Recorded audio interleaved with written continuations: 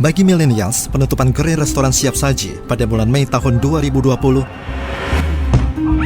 dan teror bom di Sarinah Januari 2016 menjadi dua peristiwa penting yang paling diingat dari gedung ini.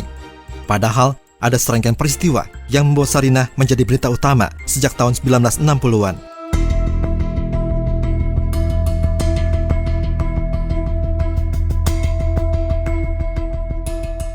Kemunculannya sebagai toko modern pertama dan gedung pencakar langit di Indonesia menjadi berita utama. Keberadaan Sarinah sebagai gedung pencakar langit bahkan menjadi satu hal yang diingat oleh Presiden Amerika Serikat Barack Obama saat tinggal di Indonesia pada tahun 1967. Back in 1967-68, most of you weren't born yet.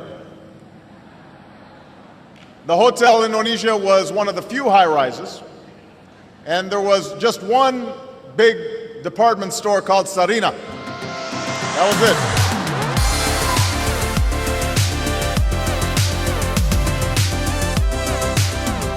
Setelah memiliki cabang di Kebayoran Jakarta, Semarang, Pontianak, dan Malang, Sarinah sempat membuat gebrakan dengan membuka pavilion Sarinah di New York, Amerika Serikat. Tujuannya untuk memasarkan komoditas asli Indonesia. Pembukaan itu dihadiri oleh wali kota New York, Edward Koch, dan bintang film Hollywood Arlen Dahl. Hal ini termuat di halaman pertama Kompas, 23 Oktober 1986. Hal ini terjadi setelah 2 tahun sebelumnya gedung Sarinah Tamrin mengalami kebakaran yang hebat. 15 November 1984, asap hitam membumbung dari lantai 6 gedung Sarinah sejak pukul 19:30 waktu Indonesia Barat. Seluruh pemadam kebakaran DKI Jakarta dikerahkan, tetapi usaha penyelamatan hingga pagi hari tidak membuahkan hasil. Si jago merah meluluh lantakan lantai 6 hingga lantai 14 gedung Sarinah. Kebakaran ini menjadi sorotan dan berita utama Kompas selama beberapa hari. Kasus ini membuka mata pemerintah dan dinas kebakaran bahwa alat pemadam kebakaran milik DKI Jakarta belum mumpuni untuk menanggulangi kebakaran gedung bertingkat tinggi.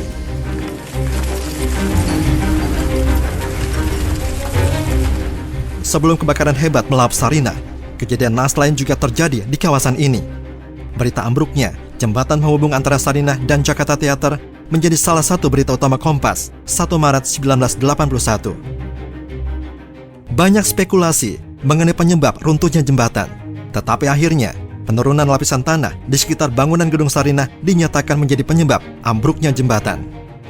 Hal ini mendorong pemerintah melakukan pemeriksaan pada sejumlah bangunan tua lainnya, mulai dari Wisma Kosgoro hingga Jembatan Ampera ikut diteliti akibat peristiwa ini.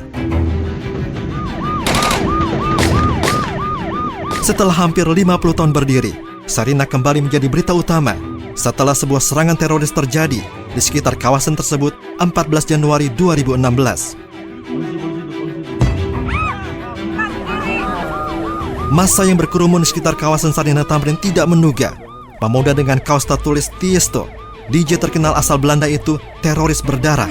Fotonya tertangkap dengan jelas.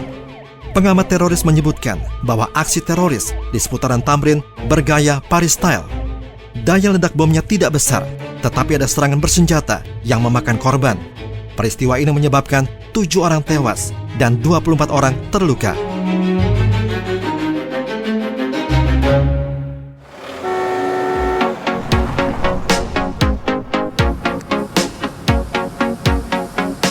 Lebih dari setengah abad berdiri, Sarinah menjadi saksi bisu jatuh bangun negeri.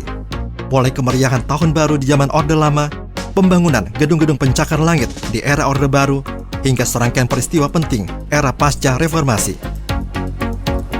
Tak terhitung orang penting yang datang ke gedung Sarinah Jakarta. Presiden, menteri, pejabat luar negeri, hingga Muhammad Ali pernah singgah di gedung ini. Kini hanya 2 gedung Sarinah yang tersisa. Satu di jantung ibu kota, satu lagi ada di Kota Malang, Jawa Timur. Sisanya telah berubah menjadi pusat belanja bernama lain atau beralih fungsi.